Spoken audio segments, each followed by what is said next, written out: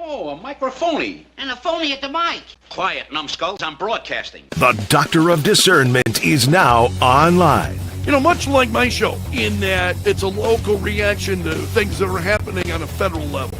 Dispensing a daily dose of common sense. No prescription required. Wow, do I have a boatload of stuff for you, from the crazy to the absurd. Let's start getting into it because, I mean, it is bizarro world out there. And I say, if it's obvious to me, should be obvious to everybody. Oh, wow. Who could have seen this coming? This is the Fourth Hour with Greg Belfrage. Hold on to your butts.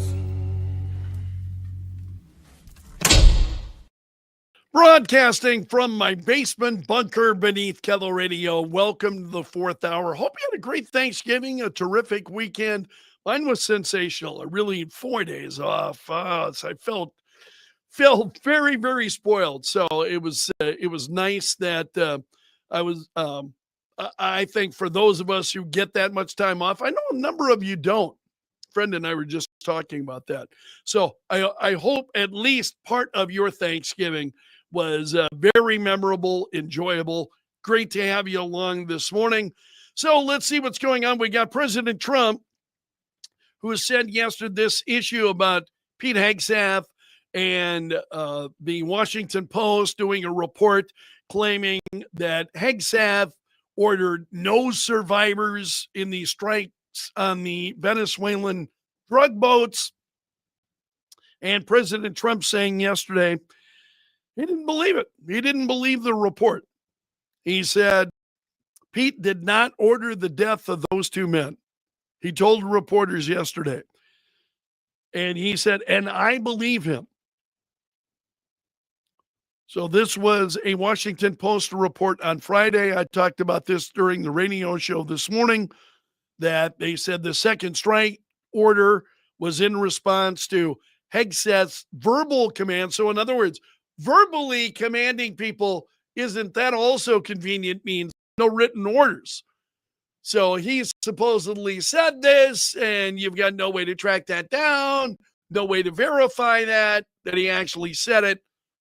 His verbal command was to kill everybody on board the boat. The president insisted, I wouldn't have wanted that, not a second strike. And he said the administration will look into the issue, but he said he did not say that. And I believe him 100%. So Hegseth also denied the report. He said on X on Friday, as usual, the fake news is delivering more fabricated, inflammatory, and derogatory reporting to discredit our incredible warriors fighting to protect the homeland. As we've said from the beginning and in every statement, these highly effective strikes are specifically intended to be lethal kinetic strikes.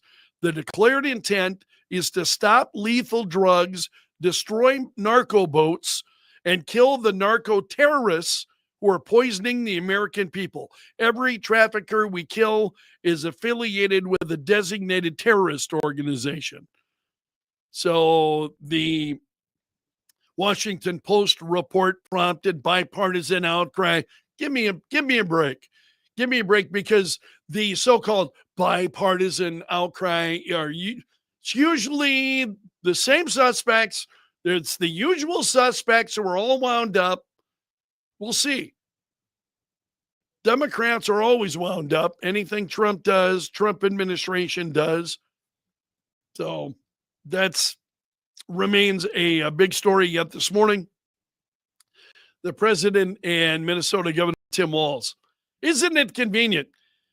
President Trump, this is reporting from The Hill. President Trump on Sunday took a swing at Minnesota Governor Tim Walz over comments the governor made in which he pressed the president to release the MRI results. So here's Walz in the midst of all of this scandal in Minnesota, which I was talking about on the radio show this morning. If you missed it, you can find it in my podcast section at kello.com. Just listen to the Greg Belfrage podcast. All that information is there for you. So you got Tim Walz embroiled in what's going on in Minnesota, and, you know, a what are 84 people have already been arrested, and of those, like there have been nearly 70 people convicted of this fraud that's been going on in Minnesota. It's just staggering when you take a look at what's going on. So, and what's Tim Walz doing? He's challenging Trump to release his MRI records. This is how perverted and sick the legacy media has become. You have a real issue involving Walz and the state of Minnesota. They ignore that and focus on Walz and his comments about Trump. The way the media focuses on Trump is just absolutely mind-blowing. As you know, I was frustrated with Trump and some of the terminology that he uses, referring to Tim Walz, and he used the R word to describe Walz. I don't use the word. I mean, I just don't. Certainly not in describing another person who is not of that condition. I just don't use it. I used to, when I was young, I didn't know any better.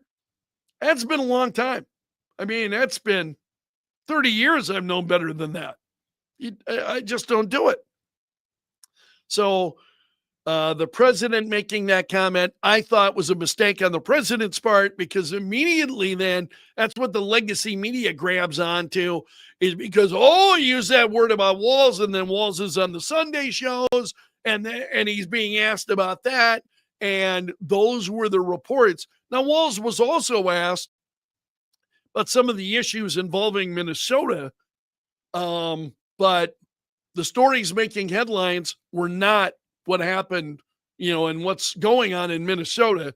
It's Walz and his reaction to Trump because of the terminology that Trump used. This is just how the media operates, and it's sickening to watch it transpire. Just so frustrating. So now, reporter on Air Force One, Governor Walz asked you to release the MRI records. So the president, Governor Walz, you mean the incompetent governor? So if they want to release it, it's okay with me to release it, Trump said. So, in other words, who cares? President, if they want to release it, we'll release it. Okay, big deal. He's absolutely right. Town Hall's got a piece this morning. Forgive me, I'm out of water here and I need my apologies. This is Amy Curtis at townhall.com. She's got a piece. Minnesota has a major problem with Somali immigrants defrauding state taxpayers for billions. This includes the Feeding Our Future program, housing programs, and the state's Medicaid program. Minnesota announced in October it was pausing payments to 14 Medicaid-funded programs due to fraud concerns. Over the weekend, the Minnesota Star-Tribune noted the state is keeping information about those Medicaid programs under wraps. Yeah, don't tell anybody. You don't want to tell anybody about what's going on. Just absolutely incredible. And Amy Curtis says, could it be they're trying to protect Somalis? Possibly. Goes on to make the case. It's just absolutely incredible. And she writes, it's so bad that even the New York Times can't run cover for Walz anymore. Yeah, that is just a freak show watching him and what's going on in Minnesota. Also, I don't know if you saw this story over the weekend, and this is at Breitbart, is the president announced on Saturday that airlines and pilots should consider the airspace over Venezuela to be shut down. This was on a post on True Social. He said to all airlines, pilots, drug dealers, human traffickers, please consider the airspace, now all capital letters, the airspace above and surrounding Venezuela to be closed in its entirety. President can't do that. It's not U.S. airspace. It's So where this is going to go, we'll see. But the president had pretty short conversations with Maduro over the weekend, and basically told him, leave now. leave now, and that's it. You're and refusing to give him anything that he wants, which I think is pretty wild. Okay, there were a couple of other stories. I want to share a couple of these with you this morning. This is from Breitbart. A saloon in Idaho promising free beer to citizens willing to help ICE catch illegals. So what's going on here? They said anyone who, this is the Old State Saloon. Anyone who helps ICE identify and ultimately deport an illegal from Idaho gets free beer for 1 month at Old State Saloon. So word of the deal spread online.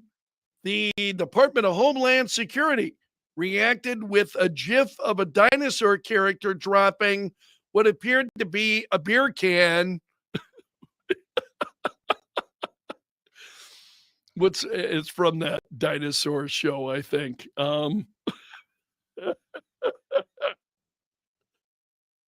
So Old State Saloon then followed it up, said, if you'd like to claim your free beers, send a detailed email with any evidence, photos, videos, summary of events, dates, and times, and then they have their email address here.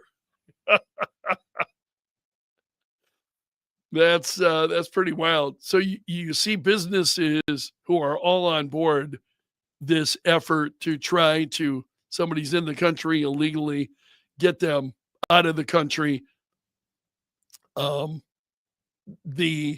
It's just incredible what we've seen happen over the course of the last few years.